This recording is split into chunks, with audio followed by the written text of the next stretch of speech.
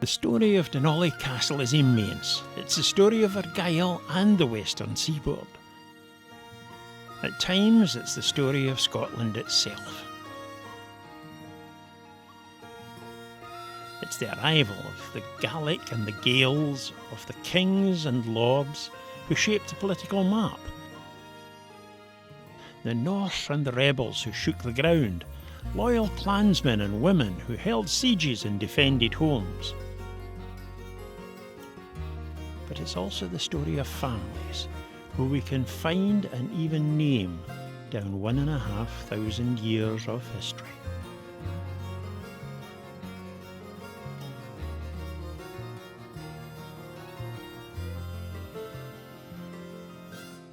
This great rock has been home to people for much longer than that. And it's a tale I love to tell. I'm Campbell Cameron, and I was born near here and have lived in these lands all of my life. With the help of a few friends, we're now going to take you on an adventure.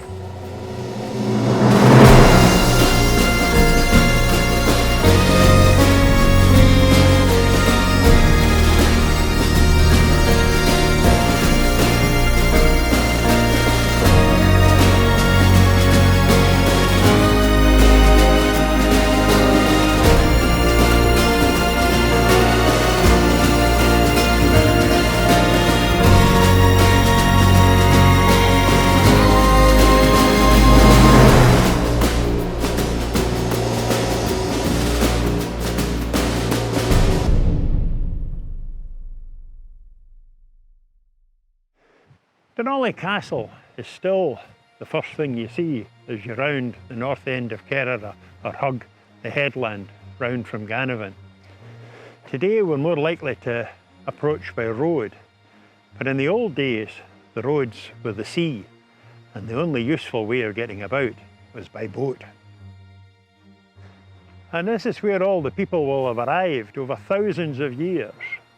Portmore, the big or great landing place, below a huge outcrop of rock. Hunter-gatherers and Neolithic farmers will all have been here, up there. But where did this all begin? We know from evidence that people were coming here in the Mesolithic, which is about 8,000 to 5,000 years ago. We know evidence from caves such as the one behind me. So people were coming up and down the coasts, maybe in transient ways, maybe perhaps using boats, going up and down the coast, establishing camps within caves, also elsewhere, but we don't find them so often. Caves are kind of the easiest place to find. Within the caves we've found evidence of harpoons, fish hooks, stone and tool implements, and quite a lot of flints. After the Mesolithic, which is a period that goes on for quite a while until about 5,000 years ago, then we get a new introduction of the Neolithic, which comes into Scotland, which basically is a period of settled farming. But we know that up in the top of Denali Castle stack, there was a lot of flints recovered in the excavations in the 1970s, and we have some Neolithic material from up there as well. So it's a very...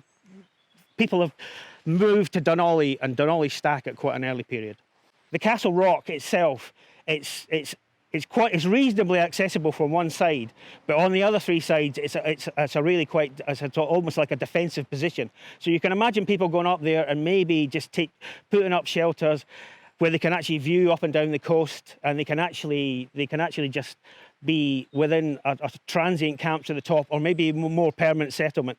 But again, that would be quite hard to pick up.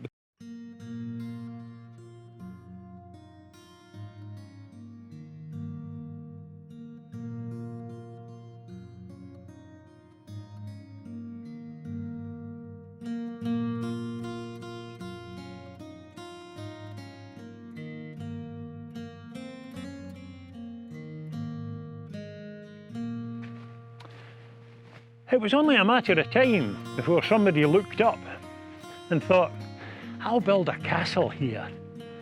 But the truth is, we don't really know when that was. The stone castle that we see here today, at best comes about halfway through the story. So it's time to push this castle tale back back to the beginning. And what a place for a castle! Although it might be hard to spot the first settlers, some hefty clues have been left all around the castle mound by a tribal warband who arrived a few hundred years later. And what a story it turned out to be, for Denali was nothing less than the northern capital of the Kingdom of Dalriada, the very beginning of our own district of Lorne.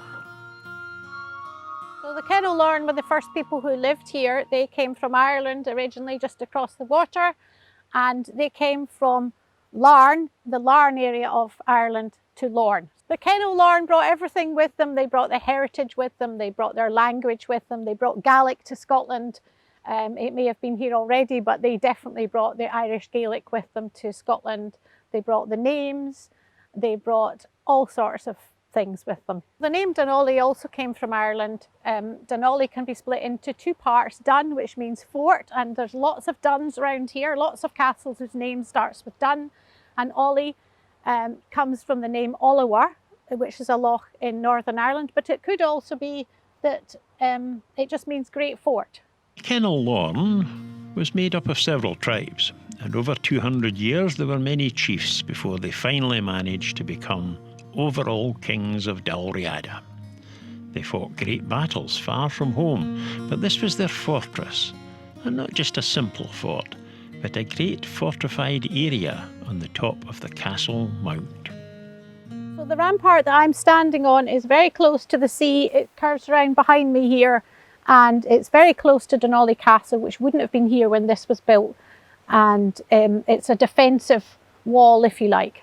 People wouldn't have been able to climb up here because it's like a cliff, straight down, almost into the sea. First Chief Lorne the Great came here over 1500 years ago, and he brought all his tribe, if you like, with him, and a royal centre was set up. But the crowning stone was used when kings were crowned, and they put their foot on it so we can see the shape of a foot on the stone, and sometimes it was called the footstone. Crowning stone was found up at Dunolly Castle, and it's a huge thing. It was thought to be portable, but it was really very difficult to move. Dalriada covers what we now call Argyll, from the tip of Kintyre all the way up north of here. Dunolly is a very strategic vantage point for seeing what was coming. And when Lorne the Great came over from Ireland, he would have been looking for a spot that he could settle and know that it was a very good vantage point, and he picked the best spot. There was an excavation done by the Alcocks husband and wife team. They found metalworking, making pins. They found some gold, would you believe? You don't often find gold in archaeology. They found bits of pottery. They found antler working. They found the ramparts themselves, because the Dalriadic fortress, or at least the second Dalriadic fortress that was here, was actually made out of stone. And we know from the annals, the annals of Ulster, that Dunolly, when it was mentioned in 698, was actually attacked and destroyed. We know again it was burnt in 704, I think it was, or 701. It was burnt by this guy called Selbach, and then he came back later on and rebuilt the fortress. Now, to tie in a historic character that we know of, like a sub-king or a king or a leader, with an actual site is highly unusual and fabulous that we can actually do that. The Annals of Ulster was one of 3 Irish texts telling the early history of Scotland, and it's a mark of the importance of Dunolly that it appears time and again, painting a remarkable picture of kings, chiefs, and a whole community. So we're pretty sure that there were hundreds of people living here, and there were lots and lots of households, so literally hundreds of people living here. It was quite a community. At the same time, there were 300 households on the Isle of Man. Here we had 420, so bigger than the Isle of Man, and this is a small area. Each household probably had 4 or 5 people in it, so if multiply that up, we're talking thousands of people living right here at Dunolly. When I see the names of these kings as they were, they come alive to me. I can get the story, I can get the feeling of the person. And when I get stories about the warring brothers, for instance, then Yeah, they're like any brother sometimes. Selbach was a younger brother, determined to take power. He bound his brother King Oban in chains and sent him to Ireland. But Oban returned, and Selbach went on to kill him in battle at Scamadale near Oban. Not long after this, Selbach handed the kingship to his son, cutting his hair to show that his warrior days were over. He retired to a monastery, but he couldn't quite let go. 4 years later, Selbach took up his sword again against a rival war band in Kintyre. I think even 1300 years on, we can get a pretty clear picture what kind of a man Selbach was. Well, the Kin of Lorne were very established here, but the Vikings were coming down from the north and the west. When the family had moved, when the clan had moved to Murrayshire, they established another dynasty there, and eventually kings going down through the generations, we got to King Macbeth. So you could say King Macbeth came from here, from Dunolly. To tell the story of Dunolly Castle is to trace a path of several famous sons and daughters, for women have always played a pivotal role here. As this early golden age of Kin of Lorne comes to an end, the history becomes harder to read for 3 centuries or more. But thanks to archaeology, we know that the great Dunolly fort was not entirely abandoned, and indeed why would it be, while the Vikings were knocking on the door? The story, when it emerges into the light in later 12th century, is spectacular, wrapped around by no lesser a figure than Somerled, the great warrior sea king. He roamed the Irish Sea in the Firths of Argyll, half-glimpsed, elusive. He was a breaker and maker of power structures. His final act would prove to be a beginning of this castle and the entire worldwide clan MacDougall. Dougal was born to Somerled, Lord of the Isles, and Ranhild, Princess of the Isle of Man. They were Gaels, but they were also Norse, connections that would play for good and ill down the next 100 years. In 1164, Somerled died at the Battle of Renfrew. The eldest of 4 brothers, Dougal inherited the chieftainship of Dunolly and a whole sweep of mainland and islands with it. It was an enormous prize, controlling the crossroads of one of the great sea roads of the west and straddling the boundary with Norway, which by now had conquered the islands of Scotland.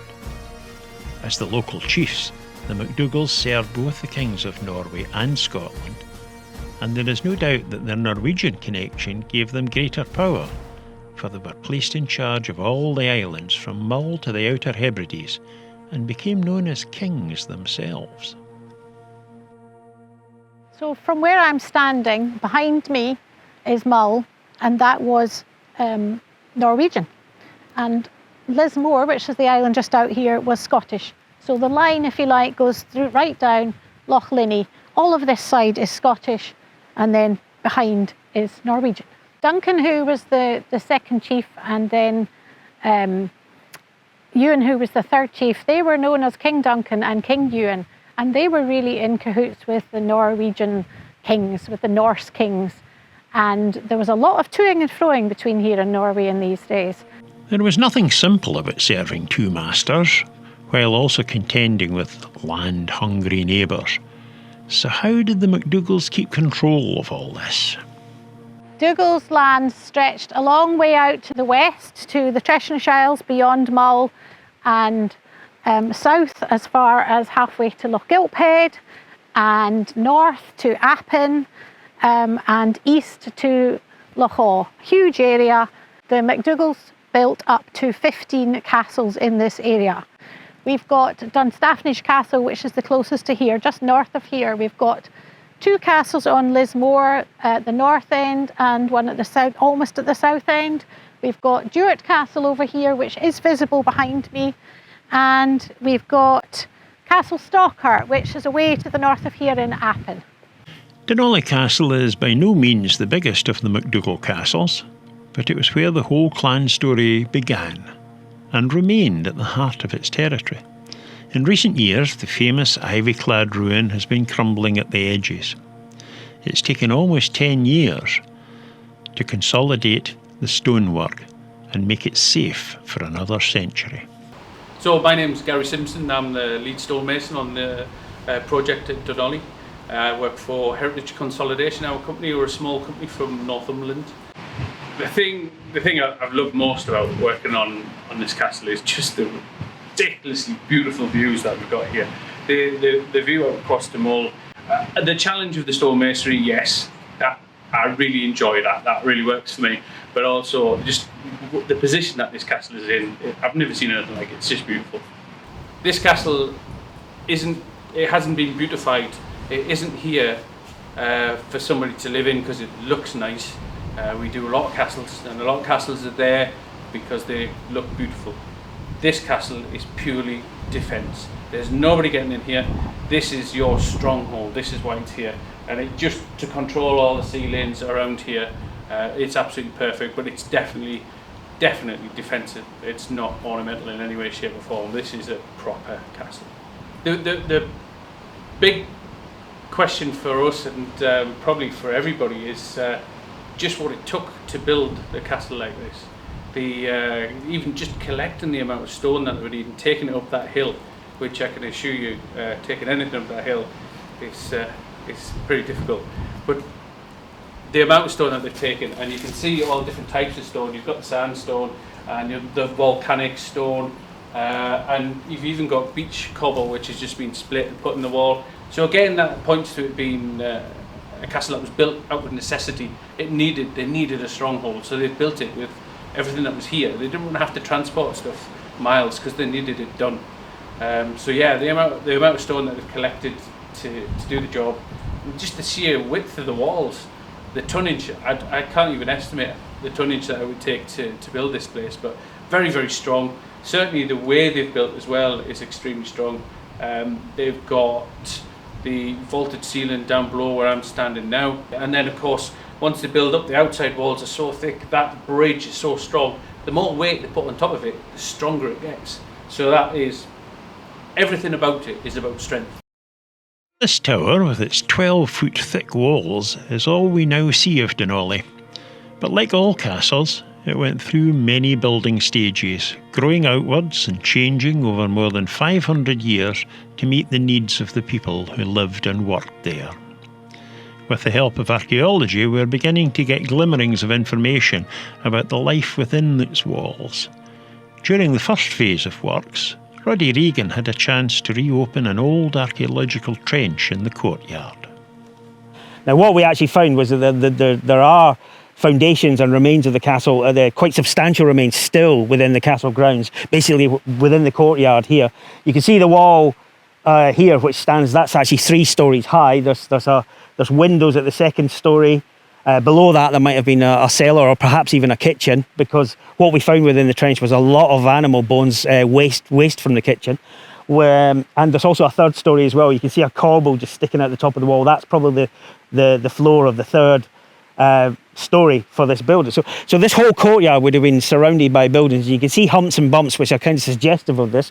Just behind me here as well, you can actually see a window. Now you can see how that is now at my knee height, but that's a window I would have been able to see it standing up and looking out that way. So you can see that the floor levels are quite a bit below my feet. We found Delftware pottery, and we found Staffordshire ware pottery. We found glassware, wine bottles. We also found a bit of a wine glass. So again, it's a suggestion of a kind of basically quite a gentrified occupation of the castle, apart from them throwing all the rubbish on the floor. Also within the castle as well, it's uncovered a box full of stuff that looked like it came from an excavation, and we think that ties in with the excavation perhaps in the early 20th century. And within that collection, which is on display in the house now, is a Jew's harp, which is, or in Scotland is called a trump. You're aware of that kind of instrument, and that's the most common instrument that's actually been found in castles throughout Scotland, actually, or Argyll castles in Scotland. So that's a sound we don't really associate with Scottish traditional music. We usually associate with American music, but that's a sound that was obviously common at that period of time. What we would like to do in the future, if any excavation, is we do rely on local volunteers to actually help us out. What we'd also like to do, I've had quite a big experience of doing that with community digs, is actually to get school children involved, because school children are absolutely phenomenal at finding everything. I mean, they find thousands of bits of glass because they're so close to the ground, and they look at everything, screen everything, so nothing goes by them. So. And also school children would love to dig in a castle. I'm absolutely convinced of that. I would love to empty out the building that I'm actually standing in now, just down to floor level, just so people could actually see what one of the buildings, or the foundations of one of the buildings in the courtyard, actually looked like, just to give people an idea, an indication. It'd be great if we could empty out some more. But also, we would also like to have a look at the outside of the castle to see if there's a pre-14th century castle, ramparts existing. And of course, below that, we've got all the Dalriadic fort and occupation layers. And even below that, we might even have Iron Age occupation as well. I could be here for the rest of my life, just digging holes here, because it's such a lovely place and it's got such good archaeology. And it would be such a great day to get the community involved and everybody else involved as well. And we could get so much enthusiasm going for a dig here. I'm pretty sure of it. Denali is special to this community. It's our castle, and all that it has seen has helped to make us who we are in this ancient district of Lorne. But if stones make castles, then it's people who bring them alive. So I quite like King Ewan, as he was called, the third chief. He was a bit like his great-grandpa Somerled. He was a real warrior type. He was always out at sea, sailing to Norway and going to visit the kings there and fighting, and yeah, he was probably quite a nice guy as well. You might well be thinking that medieval times are all border disputes and battles, but there's one story that gives us a glimpse into another side of Denali. A long time ago, the MacDonalds were engaged in a terrible slaughter of MacIntyres on Skye. But there was a remarkable woman who was nursing one of the MacIntyre sons, who, fearing for his life, fled the island with the baby. She came ashore near Denali, where it was said that MacDougall of Lorne kept a public table where anyone could go and eat their fill for a year, without being asked why they were there. A year and a day later, MacDougall himself asked, "Who are you, lady, and whence do you come?" And she told him how it was. He gave them a home. The baby grew into a man and married his daughter. Such was the hospitality of the MacDougalls of Denali. So the Norse rule started to unravel a bit with the Battle of Largs, but before the Battle of Largs, the King of Norway, King Hakon of Norway, and King Ewan, as he liked to be called, mustered all the boats in the Sound of Kerra here, and that was a fantastic harbour. So they got all the boats together there, hundreds of boats, and then they took them to Largs, where there was a huge battle in 1263.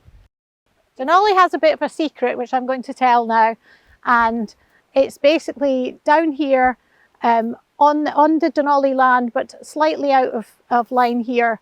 There's a rock quite high up, which we're pretty sure a lookout hid at, so that he could look down the Sound of Mull and he could look down the Sound of Kerra. He could look all around and see if anybody was coming to attack.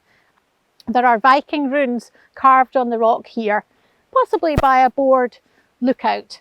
A fleet on the move scratched on a church wall on the nearby island of Ling. Secret runes on the rocks. These are pictures that have come down to us, but there are also stories told at firesides and immortalised in ballads. You'll maybe have heard of Robert the Bruce. You might have heard it said that he was a great man, a hero, the saviour of Scotland. However, that all depends on which side you were on. This story begins with a marriage and ends in catastrophe. Alexander, fourth chief of the clan MacDougall, married the sister of John Balliol, one-time King of Scotland and part of the powerful Comyn family. But it then came about that Scotland was without a king, and the bitter contest came down to two men, John Comyn, Alexander's nephew, and Robert the Bruce. The two men met in a church at Dumfries. Among heated words, Robert the Bruce murdered his rival in front of the altar. From this moment, the MacDougalls became locked into a blood feud against Robert the Bruce. At the head of the fighting men was the son of the fourth chief, known as Lame John. He gathered 1,000 men and clashed with Bruce at a place now known as Dalry, meaning the King's Field. Bruce was forced to flee and nearly lost his life when 3 MacDougall kinsmen grabbed Bruce's cloak and held on until death. Slashing out behind him, he slew them and slipped out of his cloak, and so they say a talisman brooch with a crystal charm stone was found in its folds. This would become known as the Brooch of Lorne. But revenge would be taken. In 1308, Bruce returned to take down the clan which were known as Bruce's keenest foe. They met at the narrow defile which is the Pass of Brander, and the now powerful army of Bruce massacred the MacDougalls. So you might be wondering, is this the end to the old ruined castle here? Well, the first 5 chiefs had amassed extraordinary power in the area, but they'd played a dangerous game and they'd lost. Everything was lost to Robert the Bruce and his supporters, and yet the castle is still here. There's obviously more to this story. You bet there is. For one reason or another, Robert the Bruce didn't give the castle away. So over time, the MacDougalls were able to make their peace and restore their lands and be able to return to Argyll. Some of the lands, which seems to include Dunolly and Dunstaffnage Castle and possibly more, were restored to the MacDougall clan. But it had taken over 2 generations. So long, in fact, that one of them earned the name John Galder, John the Stranger. In their absence, the MacDonalds became the predominant clan, with the Campbells and the Stuarts nipping at their heels. Changed days indeed. But the 14th century provided further challenges.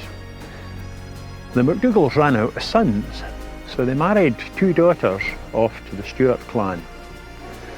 They demanded to be known as the Lords of Lorne, and they demanded Dunstaffnage Castle to be thrown in the dowry too.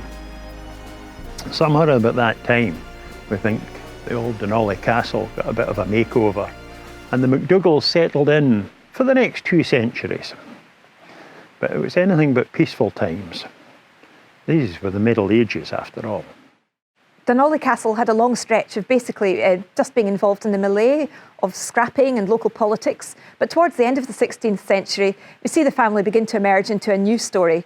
The 2 main characters in this were Dougal and his son Duncan, and who for a variety of reasons suddenly became involved in the Renaissance in Scotland, which was in full swing, but at the bottom of this was their loyalty to the Stuart kings. This set the family in a path which was ultimately to lead to the Jacobite rebellions. They were mostly trying to impress King James VI, and in his ambition to become king of a new united kingdom and to become James I of the whole of Britain, so they aligned themselves strongly with his cause. Well, this was a time when all things English suddenly came into fashion as they were trying to impress the English court. So the darker, gloomy fashions gave way to gold, to floral embroidery, to a new opulence, to conspicuous consumption. For example, what we have here is in the collection is absolutely beautiful crewel work. It's part of a woman's bodice. There was also cushion covers, and in this era they built Guyland Castle, which is the only castle to be built out with the golden era of the MacDougalls in the medieval time. This was like a bijou hunting lodge. It was decorated in the latest taste. The windows were glazed. It was opulent inside, and it really was yet another show of their wealth. The Brooch of Lorne was reputed to have been taken from Robert the Bruce, but in this era it was reset into its present form. This was an era when charm stones were a hot topic. There was a political relevance to them as well. This was the time in which James VI, who was obsessed with witches, he'd written a book called Daemonology in 1597. This played into this, so it was a status symbol in itself, but it also indicated the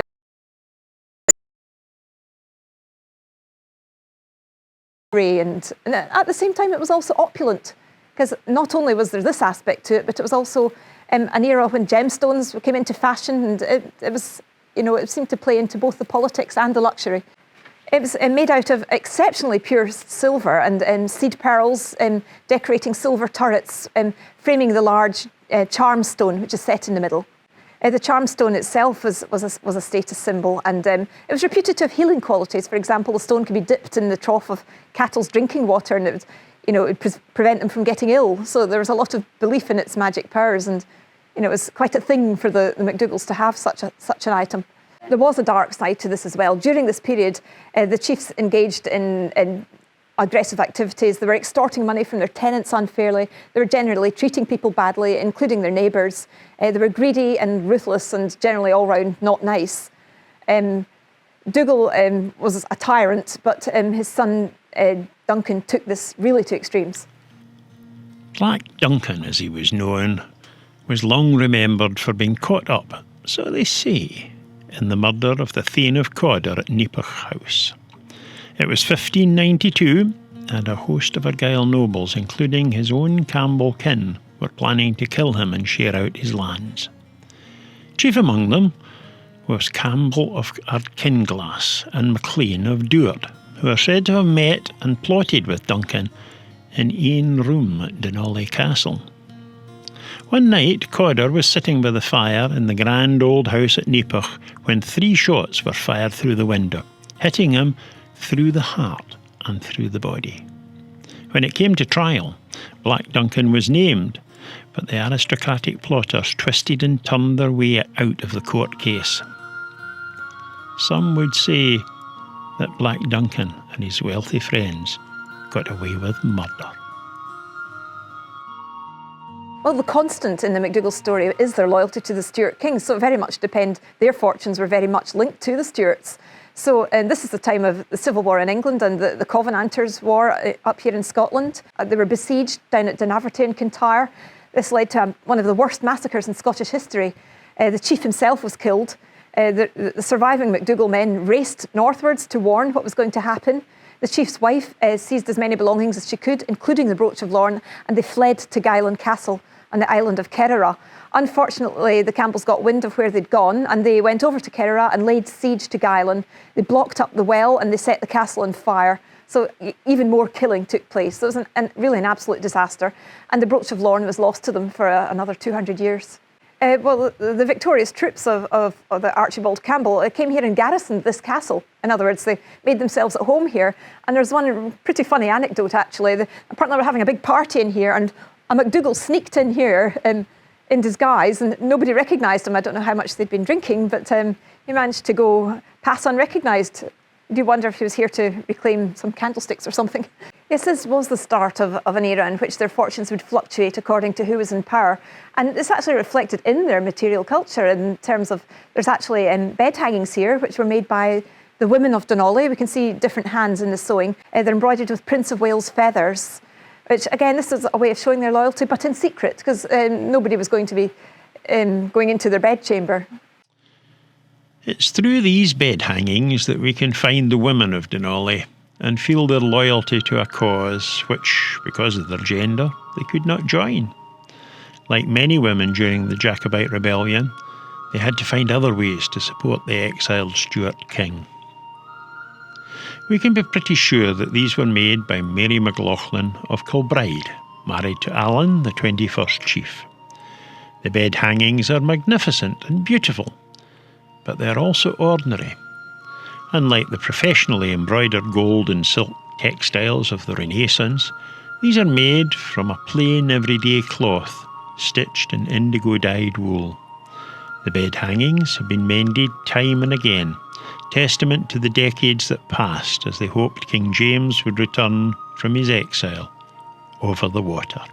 20 years later, Mary's son Ian would take up the sword and targe and continue the fight. Once again, there was a loyal woman at his side. This was actually a Jacobite couple, and so not only was it the story of Ian Keir, Jacobite warrior who'd gone to fight at the Battle of Sheriff Muir and then again at the Battle of Glen Shiel, but also his wife Mary. When their fortunes reversed, she proved to be every bit as strong as her husband.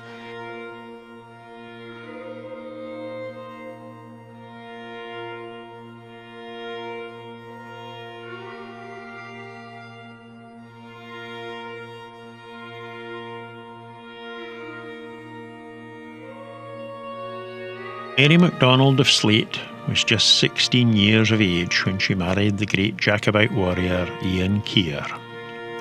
A romantic from the start, he sent 14 galleys to collect her from her home across the sea and sky. And so it was that she arrived in great state to begin her days as mistress of Denali. She knew the life that was coming. As the daughter of a MacDonald chief, himself a renowned Jacobite, she had grown up with the fervour of the cause. It was one of these great marriages within a network of supporters of the Stuart kings. But all too soon her husband would be gone to war. She was not yet 20, and so began many years of waiting for her husband to return.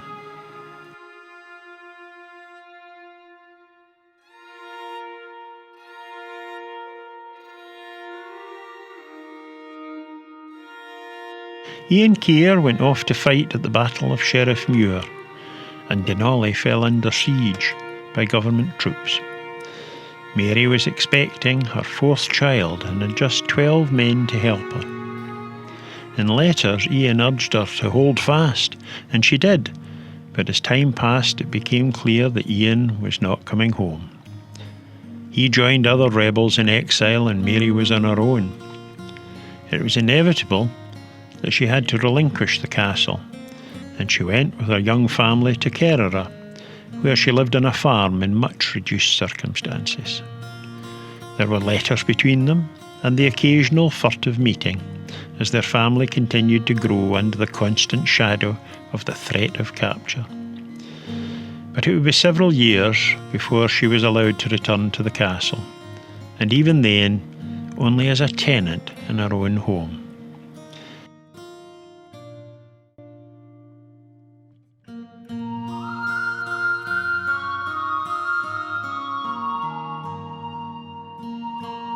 Ian Keir narrowly having escaped deportation to the West Indies, and was finally allowed to come home to Mary.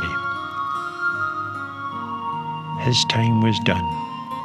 He was tired, and so the Jacobite flame dimmed.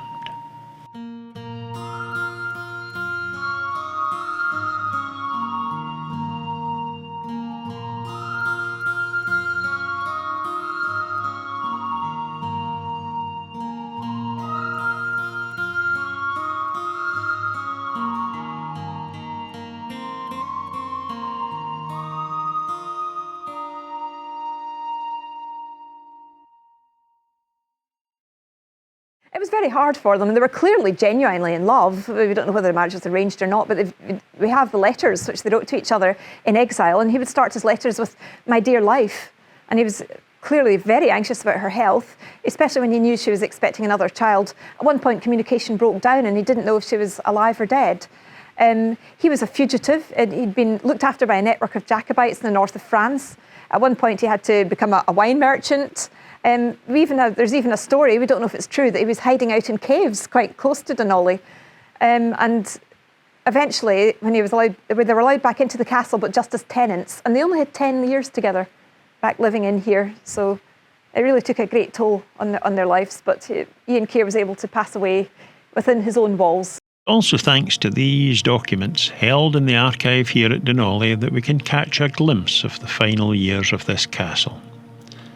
A list of plenishings, a sort of inventory, was taken on the death of Ian Keir in 1737. Remarkably, we still have some of these objects, which are now on display in the museum. One of the most interesting items on the list is actually an intact plate, which was found here. It's actually the oldest intact plate in the world.